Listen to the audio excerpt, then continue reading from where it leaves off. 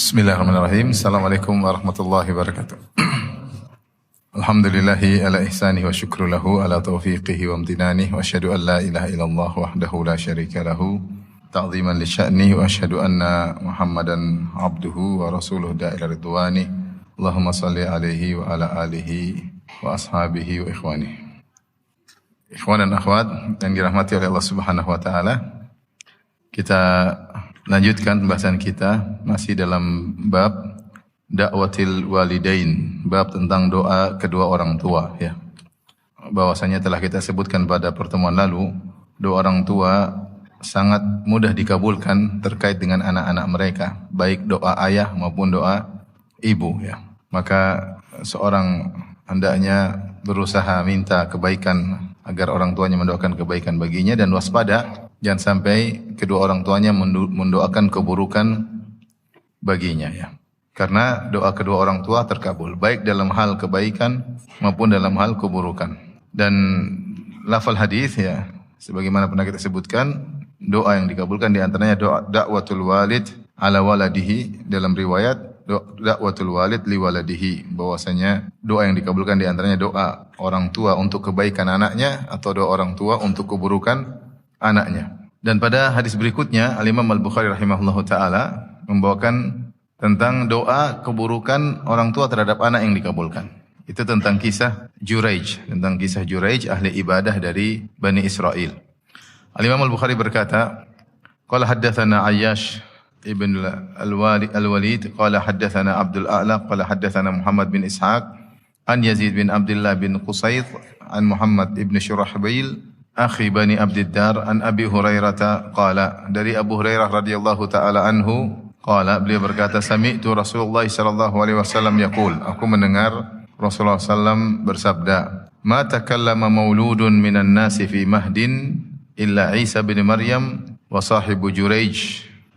Tidaklah ada anak kecil yang masih digendong bisa berbicara kecuali Isa bin Maryam, kemudian sahibu Juraij ya.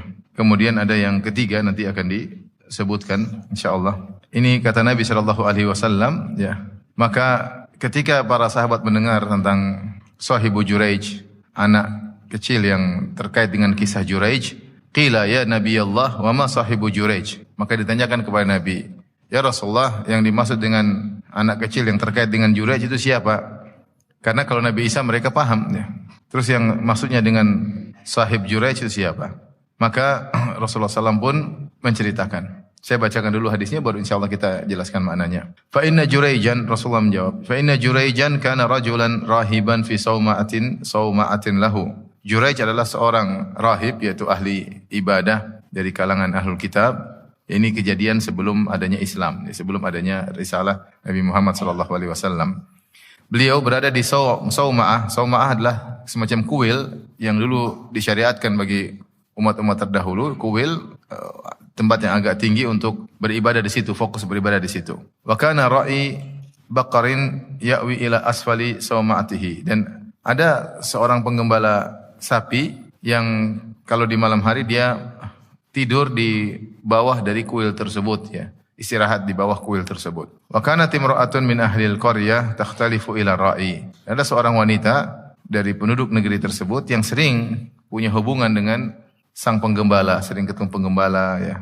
Mungkin melakukan hubungan yang terlarang atau apa, intinya ada punya interaksi dengan penggembala tersebut. Fa'atat ummuhu yauman. Suatu hari ibunya Juraij datang kepada Juraij, faqalat, kemudian dia berkata, ya Juraij wa huwa yusalli. Maka dia pun manggil Juraij, wahai Juraij, sementara Juraij sedang salat. Faqala fi nafsihi wa huwa yusalli ummi wa salati. Maka Juraij mendengar seruan panggilan ibunya, namun dia bingung apa yang harus dia lakukan. Maka dia berkata dalam hatinya, ummi wa salati, ibuku dan salatku. Maksudnya, apakah saya batalkan salatku untuk menjawab panggilan ibu, ataukah saya teruskan salatku dengan tidak menjawab panggilan ibunda? Fara'a an yu'thira salatahu. Maka dia memutuskan dalam salatnya, dia merenungkan, dia memikirkan, saya lebih utama menyempurnakan salatku. Akhirnya dia tidak memenuhi panggilan ibundanya. Tsumma sarahat bihi tsaniyata. Ibunya teriak lagi, teriak. Ini sekarang sarahat, teriak. Ya Juraij, dengan suara yang lantang. Mungkin ibunya di bawah teriak, tapi Juraij dengar. Faqala fi nafsihi, maka Jurayj berkata dalam dirinya, dalam batinnya, ummi wa salati, ibuku dan salatku. Mana yang harus saya dahulukan? Fara'a an yu'thira salatahu, maka dia pun mendahulukan salatnya lagi. Salat lebih dahulu. Dia tidak menjawab panggilan ibundanya. Tsumma sarahat bihi tsalitsata, kemudian ibundanya teriak lagi untuk ketiga kalinya. Faqala ummi wa salati, maka Jurayj pun tidak menjawab dan dia masih dalam batinnya bergejolak mana yang dia dahulukan. Dalam hatinya dia berkata, ummi wa salati, ibuku dan salatku, mana yang aku harus dahulukan? Fara'a an yuthira salatahu, dia memandang lebih utama meneruskan salatnya. Falamma lam yujibha qala, tatkala ibunya tahu Jurayj tidak menjawab panggilannya sudah 3 kali, maka ibunya pun berdoa keburukan buat Jurayj. Ibunya marah dan berkata, la amatakallahu ya Jurayju hatta tanzura fi wajhil mumisat. Dan ibunya teriak, didengar oleh Jurayj. Wahai Jurayj, semoga Allah tidak mewafatkan engkau sampai engkau melihat kepada wajah wanita pezina. Sampai engkau melihat wajah para wanita pezina. Thuman sarafat, kemudian ibunya pun pergi. Fa'utiyal maliku bitilkal mar'ati waladat. Kemudian wanita tersebut, ada wanita pezina tadi yang sudah bergaul, berhubungan dengan penggembala sapi. Ya. Wanita tersebut datang, dibawa ke raja, dalam kondisi sudah melahirkan seorang anak, lapor kepada sang raja negeri tersebut.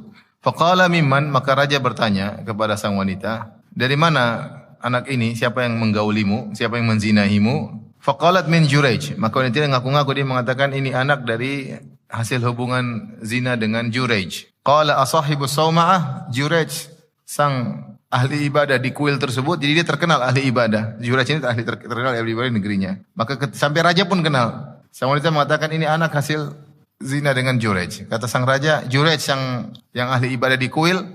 Qalat na'am. Kata wanita tersebut, iya. Raja pun marah, raja berkata, ihdimu sawma'atahu wa'tuni bihi. Wahai anak buahku, hancurkanlah kuilnya dan datangkanlah Jurayj kepadaku. Fadarabu sawma'atahu bil fu'usi hatta waqa'at. Maka orang-orang pun datang kemudian menghancurkan kuil Jurayj dengan menggunakan kapak sampai akhirnya kuilnya pun hancur. Faja'alu yadahu ila unuqihi bihablin. Lantas mereka mengikat Jurayj, mereka membelenggunya dengan mengikat kedua tangannya di lehernya. Famantuliqa bihi, kemudian dibawalah ke raja. Di tengah perjalanan, famurra bihi ala mumisat. Jurayj melewati tempat lokalisasi. Dia lihat tempat lokalisasi. Banyak wanita-wanita pezina pengen lihat dia pada keluar, lihat dia. Fara'ahunna fatabassama. Maka Jurayj pun melihat mereka. Lihat mereka di wajah-wajah wanita pezina. Kemudian Jurayj tersenyum. Wah, ini senyum. Ini ahli ibadah kok lihat cewek pezina malah apa? Senyum.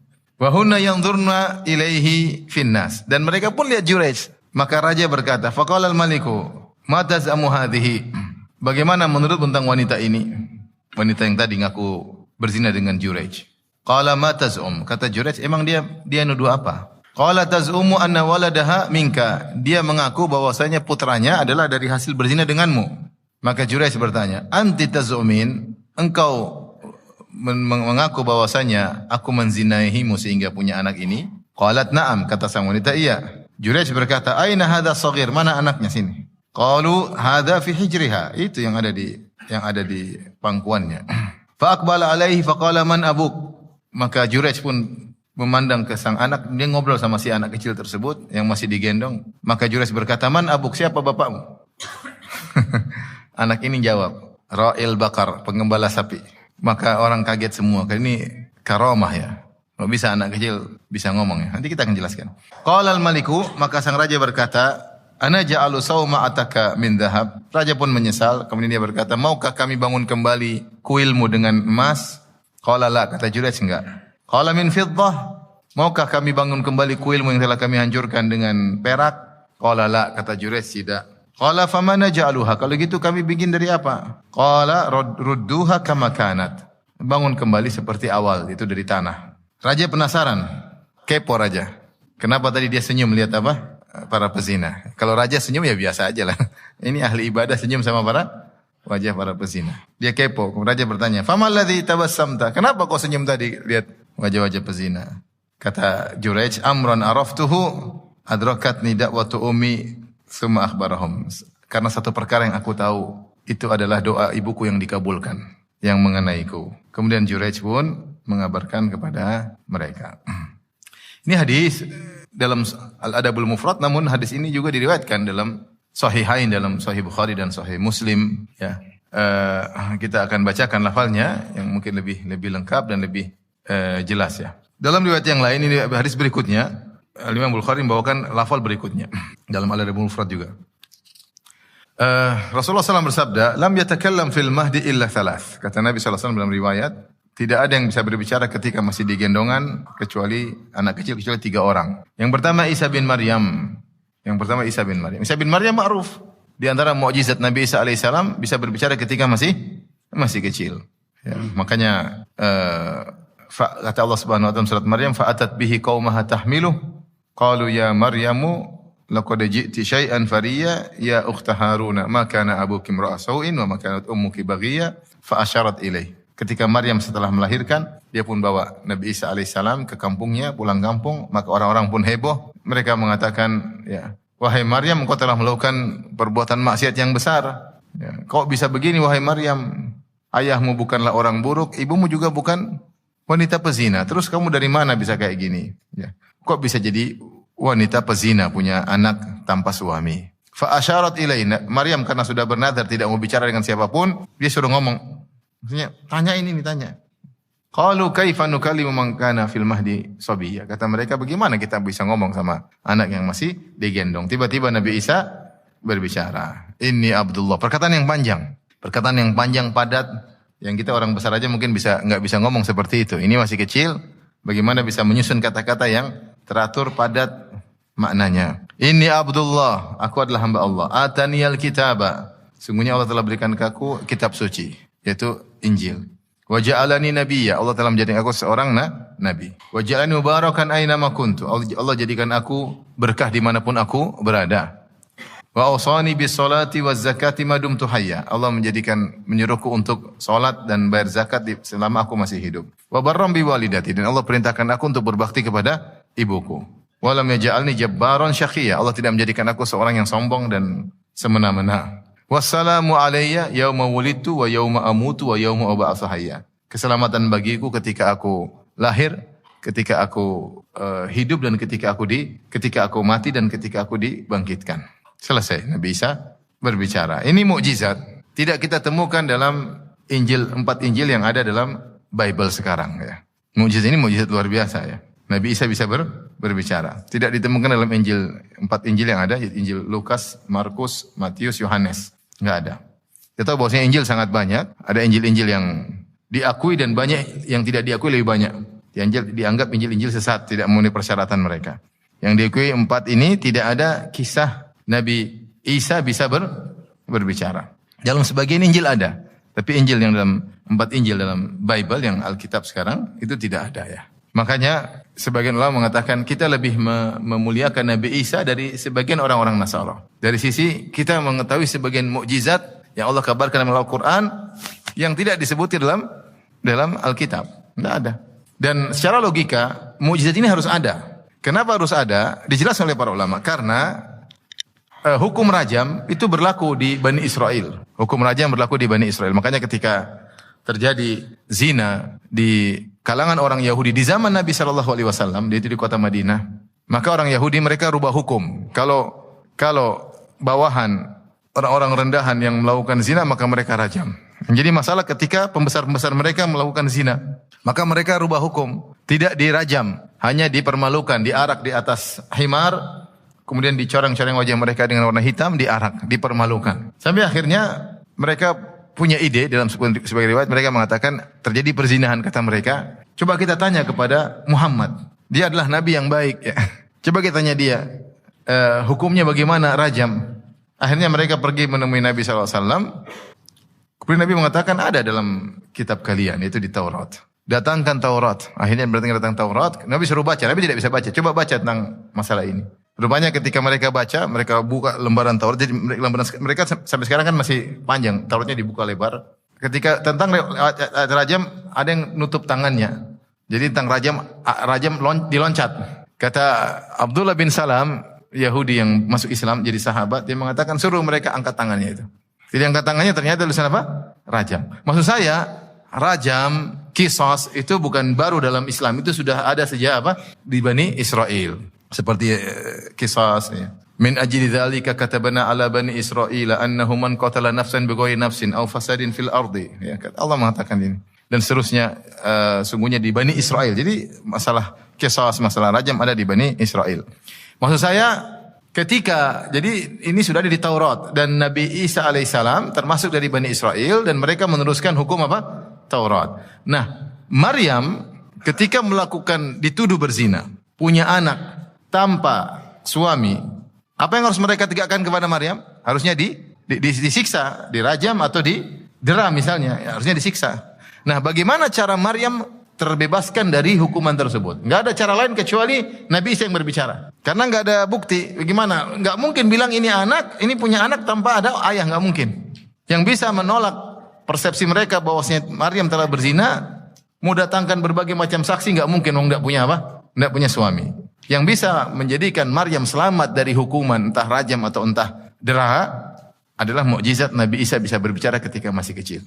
Sehingga mukjizat ini harusnya ada. Kalau enggak ada, harusnya Maryam didera. Dan harusnya tuduhan orang-orang Yahudi kepada Maryam, kepada Isa, dia anak zina, harusnya benar.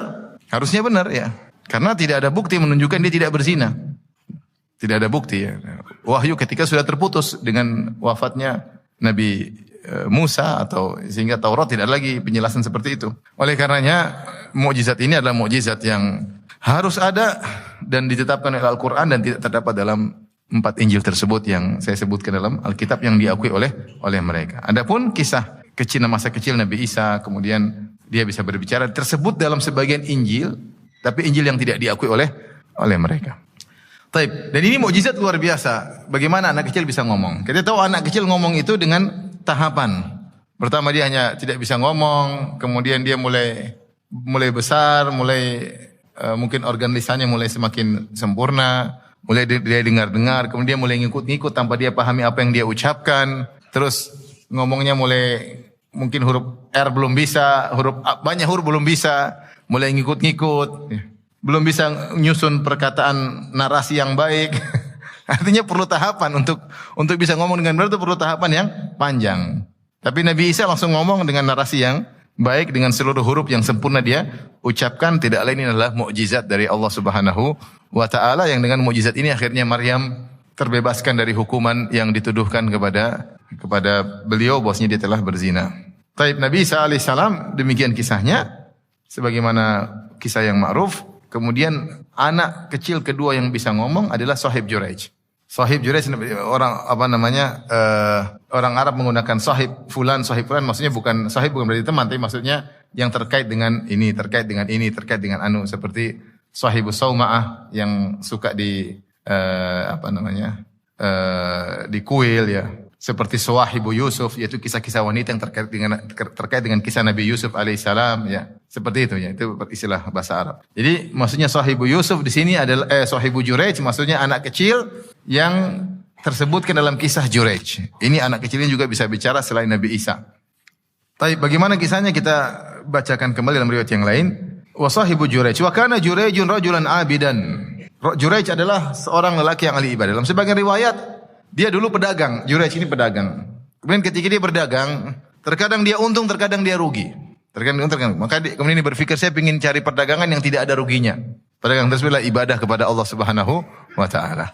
Maka dia pun bikin sauma'ah, bikin kuil, kemudian dia beribadah di situ.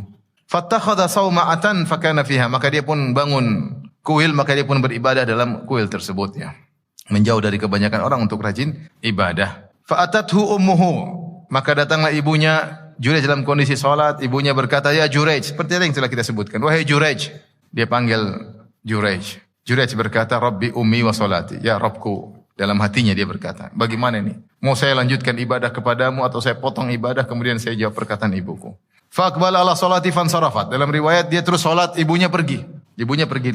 Falamma kana minal ghad. Ini beda. Dalam riwayat ini besoknya lagi ibunya datang lagi. Atatu wa yusalli. Ibunya datang lagi, ada keperluan sama Juraij. Juraij sedang salat. Faqalat ya Jurej, dia teriak lagi, wahai Jurej. Jurej berkata, Rabbi ummi wa salati, ya ibu, ya Allah, ibuku atau salatku. Faqbala salati fansarafat, maka Jurej suruh salat, ibunya pulang. Ibunya pulang. Falamma kana minal ghad, besok harinya lagi. Jadi bukan 3 hari berturut-turut. Maksudnya, saya ingin sampaikan ini dalam riwayat ini, artinya kalau ibunya marah itu wajar atau tidak? Wajar. Sehingga hari ketiga enggak jawab-jawab. Falamma kana minal ghadi atatu wa yusalli. Hari ketiga ibunya datang, dia ini masih salat. Faqalat ya Jurej. Maka ibunya berteriak, ya Jurej. Qala ya Rabbi, Jurej sama dalam hatinya dia berkata, batinnya berkata, ummi wa salati, ibuku atau salatku. Fa aqbala ala salatihi. Kemudian dia melanjutkan salatnya. Situlah ibunya marah. Setelah 3 hari manggil enggak dijawab-jawab. Ibunya berkata, Allahumma la tumitu hatta yanzura ila wujuhil mumisat. Ya Allah, jangan kau wafatkan anakku Jurej sampai kau buat dia melihat wajah-wajah para wanita pezina. Di sini sebenarnya mengatakan Jurej seharusnya memutuskan salat dan menjawab panggilan ibunya. Harusnya demikian. Bukan karena mendahulukan hak manusia daripada hak Allah, tidak. Tetapi hukumnya beda. Melanjutkan salat hukumnya sunnah, memenuhi panggilan ibu hukumnya apa? Wajib. Dan Allah mendahulukan yang wajib daripada yang sunnah. Harusnya dia putuskan salatnya, kemudian dia jawab panggilan ibunya. Kecuali salat fardu. Kecuali salat fardu. Itu lain cerita. Lebih ketat lagi salat fardu. Tidak dibatalkan kecuali darurat. Kecuali darurat. Atau misalnya Jurej memberi isyarat. Ya, kalau dia tidak harus memutuskan, dia beri isyarat. Misalnya, atau dia Allahu Akbar, Subhanallah. Sehingga ibunya dengar, bosnya dalam kondisi apa? Salat. Sehingga ibunya memberi uzur. Oleh karena sebenarnya mengatakan, tipe orang tua ada 2. Ada yang suka memberi uzur, ada yang tidak suka memberi uzur.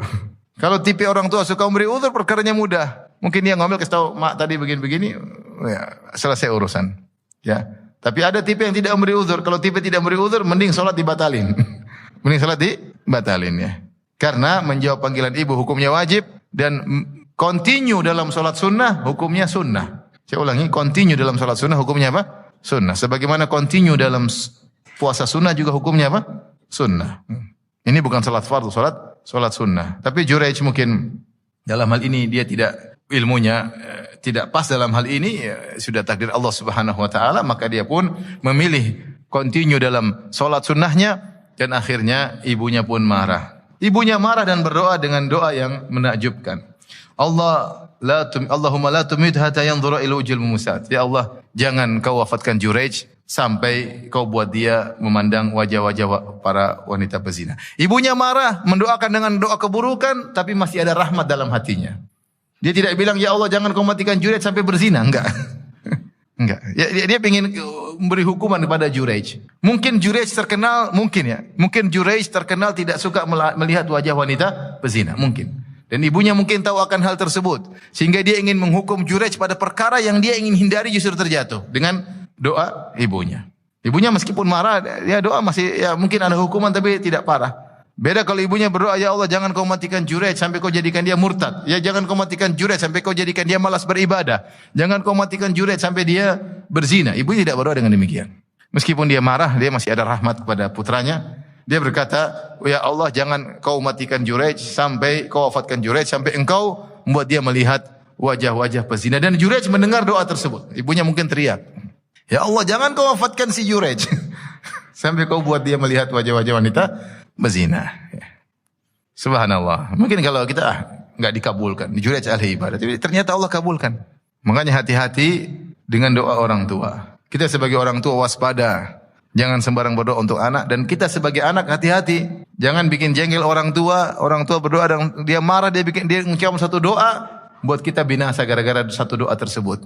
Qasimatul zahar kata para orang Arab, inilah yang menghancurkan kehidupannya gara-gara satu doa dari orang tuanya, ya. Misalnya ibu marah, ibu berdoa, ya Allah jangan bikin anakku bahagia. Selesai, enggak akan bahagia sampai meninggal dunia. Dikabulkan oleh Allah, enggak akan bahagia. Gonta-ganti istri enggak akan bahagia. Punya anak juga enggak akan bahagia. Punya duit banyak enggak bahagia. Gara-gara ibu berdoa dengan satu doa.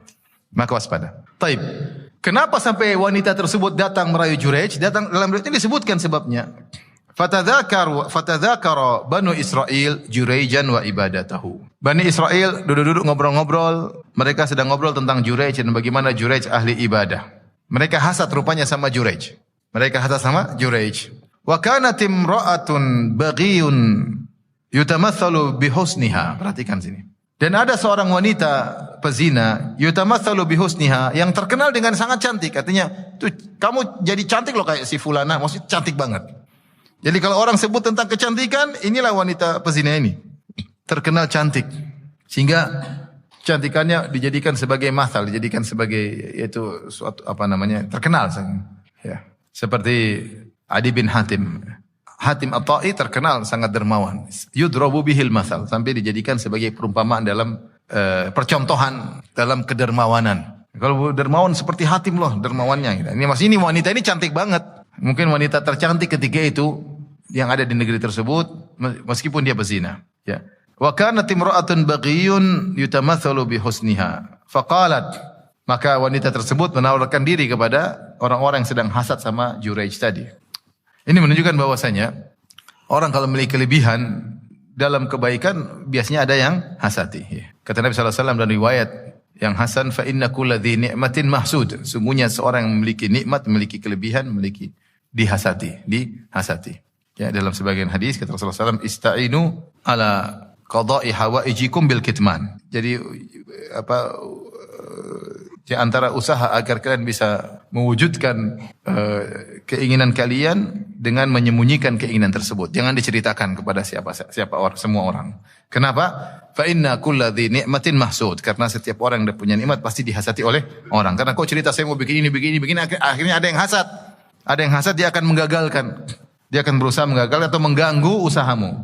Maka tidak semua cita-cita, tidak semua planning harus kita ceritakan sama orang lain ya. Karena fa inna kulladzi ni'matin mahsud. Karena setiap orang yang punya kenikmatan itu pasti ada yang hasati. Hadis dihasilkan oleh Syekh Albani rahimahullahu taala. Nah, Juraij karena dia ahli ibadah, punya kuil, apalagi disebut dalam riwayat dia tinggalkan perdagangan, meninggalkan dunia untuk sibuk beribadah kepada Allah Subhanahu wa taala. Banyak orang hasad. Mungkin yang hasad juga ahli ibadah juga, cuma ibadah mereka tidak seperti siapa? Juraij. Karena namanya hasad biasanya karena satu bidang itu hasad, terjadi hasad ya. Dan demikianlah ada ulama hasad sama ulama, penguasa hasad sama penguasa, ya. Dokter hasad sama dokter. Dokter itu rame, dokter ini enggak rame. Tukang beca hasad sama tukang beca. Kios kecil hasad sama kios kecil. Kios kecil ini enggak pernah hasad sama yang punya supermarket, enggak pernah. Ya hasad sama kios yang kecil juga seperti itu. Demikian. Ustadz hasad sama ustadz ya. Terkadang DKM hasad sama DKM. Panitia pengajian hasad sama panitia pengajian. Terjadi ustadz aja bisa hasad di antara ustadz, apalagi kita ini lemah. Manusia ini apa? Lemah. Mereka ini mungkin ahli ibadah tapi hasad sama Juraij karena Juraij menonjol. Sampai raja tadi kenal. Tadi kenal atau tidak sama dia? Kenal. Disebut Juraij, tahu dia yang punya kuil, yang rajin ibadah di situ. Ya. Maka mereka hasad, akhirnya mereka ingin merusak Juraij. Maka wanita pezina yang sangat cantik jelita ini pun datang kepada mereka dan berkata, "In syi'tum la aftinannahu lakum." Kalau kalian mau, biar saya goda si Juraij. Saya buat dia berzina dengan saya. Artinya siapa sih yang tidak tergoda dengan saya? Fitnah paling besar bagi lelaki, fitnah wanita. Ini wanita sangat cantik jelita dan dia pandai menggoda. Namanya wanita pezina. Ya, wanita pezina pasti pandai dalam menggoda ya. Beda dengan ibu rumah tangga, tidak pandai. Artinya dia pandai sama suaminya aja. Kalau wanita pezina dia pandai untuk laki semua. Memang begitu tujuannya. Merusak, dia pandai menggoda. Cantik, pandai menggoda. Makanya dengan pede dia berkata, "La in syi'tum la aftinannahu lakum." Dia pede. Kalau kalian mau saya akan buat dia terfitnah dengan saya. Saya akan buat dia berzina. Kalau dia berzina rusak semuanya. Dan itu yang mereka inginkan. Agar orang yang mereka hasadi tersebut hancur. Itu yang mereka inginkan. Fata'arradat lahu falam yaltafit ilaiha. Maka wanita ini pun mulai menggoda Juraij. Dia datang ke kuilnya, mungkin dia panggil-panggil, mungkin dia buka rambutnya, mungkin dia buka sebagian tubuhnya. Juraij enggak nengok sama sekali. Emang gue pikirin kata Juraij. Dia enggak dilihat tengok. Karena kalau tengok pasti terpengaruh. Pasti terpengaruh. Makanya yang Rasulullah bolehkan pandangan tanpa sengaja adalah pandangan yang tidak sengaja kemudian dipalingkan, bukan ngelotot terus-menerus. Itu pandangan pertama, palingkan. Ya. Lakal ula wa laysat lakal tsaniyah. Bagimu pandangan pertama dan bukan bagimu pandangan kedua. Kalau lihat sekali, pandang. Bukan bilang selama belum berkedip masih boleh, enggak. Masih pandangan pertama, kalau udah gini pandangan kedua. Enggak boleh, segera palingkan. Karena ketika masih awal hasrat masih sedikit dan kita masih bisa mengontrol nafsu kita. Namun ketika sudah mandang dengan lama, mulai setan menggoda, akhirnya syahwat sudah berkobar, maka seorang tidak bisa mengontrol dirinya, dia sudah tertawan oleh syahwatnya. Dia sudah tertawan oleh syahwatnya. Oleh karena di antara cara Juraij agar tidak tergoda oleh wanita ini, dia laki-laki. Kalau dia tergoda, walam yaltafit ilaiha, ini cara yang paling bagus. Tidak tengok sama sekali. Enggak nengok sama sekali, enggak usah nengok. Kalau nengok bisa tergoda. Walam yaltafit ilaiha. Akhirnya wanita ini putus asa. Ternyata tidak bisa menggoda siapa? Juraij. Allah jaga Juraij. Ya. Fa'atat ra'iyan kana ya'wi ila sawma'atihi fa'amkanathu min nafsiha. Maka wanita ini pun mendatangi penggembala yang biasa tidur di bawah kuil Juraij. Fa'amkanathu fi nafsiha, maka dia pun serahkan dirinya kepada penggembala tersebut. Ya penggembala pasti senang lah. Dapat ratu negeri ya. Ratu kecantikan negeri ini. Wanita paling cantik di negeri ini. Yudrabu lahal masal. Saking cantiknya disebut-sebut wanita ini. Siapa ini rezeki nomplok. Mana ada penggembala dapat ratu seperti itu. Mungkin ratu lagi stres menawarkan dirinya sama dia. Ya dia langsung mau lah. Dia langsung mau. Artinya orang kaya belum bisa dapat wanita ini ya. Apalagi penggembala yang miskin. Akhirnya dia pun menggauli sang wanita. Fawaqa alaiha fahamalat. Akhirnya wanita tersebut mengandung. Falamma waladat, tatkala dia melahirkan, qalat huwa min Juraij. Maka dia bikin isu ini dari Juraij. Kenapa dia malu? Dia sesumbar kan. Dia bilang sama orang-orang yang hadir sama Juraij, kalau kalian mau saya akan bikin terfitnah. Ternyata tidak berhasil. Kalau tidak berhasil kan dia malu. Kamu gimana gagal? Dia tidak ingin menunjukkan dia gagal. Dia harus menunjukkan saya berhasil. Maka yang penting berhasil. Akhirnya dia digauli sama sang penggembala dan akhirnya melahirkan. Ketika melahirkan ditanya, ini anak siapa? Kata dia, Juraij. Fa'atauhu fastanzaluhu. Maka mereka pun ngamuk, mereka pun datang kepada Juraij. Dalam riwayat disebutkan kepada raja atas perintah raja. Fastanzaluhu, maka mereka turunkan Juraij dari kuilnya. Wa hadamu sawma'atahu, kemudian mereka hancurkan kuilnya. Wa ja'alu yadribunahu, mereka pun pukul Juraij. Juraij bingung, ada apa ini? Masya'nukum, kenapa kalian mukulin saya? Qalu zanaita bihadzal baghi falwadat minka. Kau telah berzina dengan wanita ini dan dia telah melahirkan anakmu. Wah, Juraij dipukulin, diturunin, dipaksa, dizalimi. Faqala aina sabi? Kata Juraij, mana anakku? Mana anak itu? Mana anak itu? Faja'u bihi faqala. Mereka pun datang membawakan anak tersebut. Faqala da'uni hatta usalliya. Dihadirkan anak tersebut di hadapan Juraij. Kata Juraij, beri kesempatan bagi saya untuk saya solat. Fasalla, maka dia pun solat. Dan ini dalil bahwasanya kalau kita dalam kondisi terdesak, kita solat. Ya, solat. Dalam hadis, karena Nabi SAW, idza hazabahu amr fazia ila salat. Rasulullah SAW kalau menghadapi perkara yang penting, beliau solat. Beliau solat. Orang bilang, ada yang bilang solat hajat lah, solat apa. Pokoknya dalam kondisi penting kita hendaknya apa? Salat, meminta kepada Rabbul Alamin. Juraij mau bilang bagaimana? Orang semua percaya sama wanita pezina tersebut. Ya. Tidak ada tes DNA ketika itu. Ya udah mau diapain? Maka dia hanya bisa berpasrah kepada Allah Subhanahu Wa Taala. Dia bilang izinkan aku salat. Fasalla, kemudian dia pun salat. Falaman sarafa, ketika selesai salat, atas sabiyya fata'ana fi batnihi. Kemudian dia mendatangi anak kecil tersebut, kemudian dia tekankan jarinya di perut anak tersebut. Dia tanya, "Ya gulam, man abuk?" Nak, bapakmu siapa? Bapakmu siapa? Orang heran ini Juraij ngapain? Mungkin dia dikasih ilham sama Allah. Suruh begitu. Dia minta sama Allah, dapat ilham, dia langsung datang. Nak, bapakmu siapa? Fulan ar-ra'i, penggembala. Penggembala. Faqbalu ala Juraijin yuqabbilunahu yatamassahuna bihi. Mereka pun menyesal, mereka pun datang kepada Juraij, mereka cium, mereka usap-usap tubuh Juraij.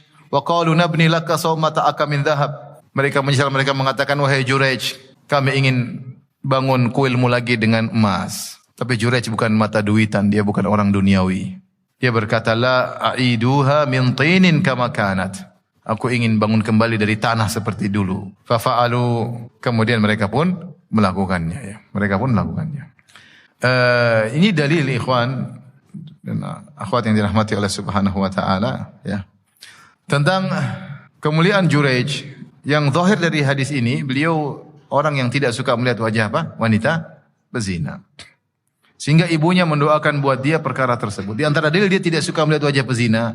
Ketika dia digoda oleh pezina tersebut, dia tidak nengok sama sekali. Walam yaltafit ilaiha. Dia tidak nengok sama sekali. Ya, kita sekarang hidup di zaman medsos yang musibah. Yang wanita-wanita pezina malah terkenal. Malah menampakkan wajah mereka. Malah muncul di sana sini ya. Bahkan sudah berzina tidak punya malu dan macam-macam ya. Kemudian kita memandang wajah sebagian kita, bukan kita. Sebagian kita memandang wajah mereka. Waliyadzubillah. Ini adalah perkara yang buruk ya. Memandang wajah mereka. Oleh karena seorang berusaha menundukkan pandangan ya, agar tidak melihat secara umum wanita-wanita yang bisa menggoda hasratnya, apalagi para wanita pezina, Dan ini juga dalil bahwasanya bahayanya doa orang tua. Orang tua kalau berdoa dengan doa yang buruk bisa saja dikabulkan oleh Allah Subhanahu wa taala. Dan ini juga menunjukkan keutamaan Juraij, bagaimana beliau tidak menjadikan dunia sebagai orientasi kehidupan beliau. Seandainya dibangunkan dari emas, tidak ada masalah, hadiah buat dia, cuma dia tidak mau. Dia ingin dengan tanah, ya. Dia ingin dengan tanah. Taib, ini orang kedua yang anak kecil yang bisa berbicara. Yang ketiga, Rasulullah sebutkan anak kecil yang ketiga. Wa baina sabiyyun yarda'u min ummihi. Yang ketiga adalah ketika ada seorang anak kecil yang sedang disusui atau dia menyusu dari ibunya. Yarda'u min ummi, dia sedang menyusu dari ibunya. Famarra rajulun raqibun ala dabbatin farihatin syaratin hasanatin. Tiba-tiba ada seorang lelaki naik tunggangannya yang mewah, mungkin dihiasi dengan pelananya, dengan mantaplah, orang kaya raya. Ibunya duniawi, faqalat ummuhu, ibunya berkata, Allahumma ja'al ibni mithla hada. Ya Allah, ibunya langsung berdoa, ya Allah, jadikanlah putraku seperti itu orang. Siapa sih enggak pengin anaknya orang kaya? Siapa di antara kita pengin anaknya orang miskin? Enggak ada. Kita pengin anak kita orang kaya, terpandang, naik mobil keren, mobilnya mahal ya, platnya, nomornya ya, B1B. Pokoknya pingin anak kita duniawi. Rata-rata manusia seperti itu. Makanya kalau anaknya terlambat sekolah diomelin, tapi kalau terlambat sholat enggak diomelin. Orang tua banyak seperti itu. Ibu ini wajar, dia mungkin orang wanita soleha, tapi dia pingin anaknya seperti itu, enggak ada masalah. Dia berdoa, ya Allah jadikanlah anakku seperti lelaki itu. Keren, naik kuda dengan pelana yang mahal, kemudian terkenal. Semua orang lihat sama orang terkenal, orang semua lihat sama dia. Maka tiba-tiba fataraka sadia, anaknya yang tadi nyusui, kemudian tadinya netek, dia lepas puting susu ibunya. Wa aqbala ilaihi fanadhara ilaihi. Kemudian anak itu ngelihat laki-laki yang naik kuda tadi. Lihat kepada laki-laki tersebut, kemudian dia berdoa, Allahumma la taj'alni mithlahu. Ya Allah, janganlah jadikan aku seperti dia. Tsumma aqbala ala sadi faja'al yartadi. Kemudian setelah dia doa gitu, dia balik lagi nyusul lagi. Qala, kata sang perawi Abu Hurairah, fa ka'anni anzuru ila Rasulullah sallallahu alaihi wasallam wa yahki irtada'ahu bi isbihi sababa fi famihi fajala yamussu. Rasulullah sallallahu ketika menyampaikan hadis itu, Rasulullah bilang, ini anak tadi nyusui. Kemudian ketika ibunya doakan, ya Allah jadikanlah anakku seperti dia. Dia pun lepas puting susu ibunya. Kemudian dilihat sama orang tersebut. Setelah itu dia balik lagi. Dia berdoa, ya Allah jangan jadikan aku seperti dia. Kemudian dia pun nyusui lagi ibunya. Rasulullah ketika ceritakan Rasulullah begini. Rasulullah praktekkan. Kemudian dia pun kembali netek sama ibunya. Rasulullah praktekkan. Kata Abu Hurairah, saya lihat Rasulullah ngisap apa? Telunjuknya. Faja'ala yamussuha. Rasulullah SAW pun mengisap telunjuknya. Wa marru bi jariyatin, kemudian sang ibu dan sang anak tiba-tiba melewati ada gadis ya, ada budak wanita. Wa hum yadribunaha, mereka pun mukul budak wanita tersebut. Yaquluna zanaiti, mereka bilang, mereka mukul dia, kamu telah berzina, kamu telah berzina. Sarakti, kamu telah mencuri. Ini wanita ini, budak wanita banyak melakukan kesalahan, dia mencuri, dia berzina. Wa hiya taqul, wanita ini berkata, hasbiyallahu wa ni'mal wakil. Subhanallah. Ya, budak terus mau, siapa percaya sama dia? Orang semua sudah tuduh dia apa? Berzina, mencuri. Ini mau apa ini? Cuma bersarah diri sama Allah. Hasbiyallahu wa ni'mal wakil. Ya. Dan dia dipukulin terus. Faqalat ummuhu, ibunya wajar, enggak pengin anaknya seperti itu, dituduh berzina, mencuri, dipukulin. Ibunya berkata, Allahumma la taj'al ibni mithlaha.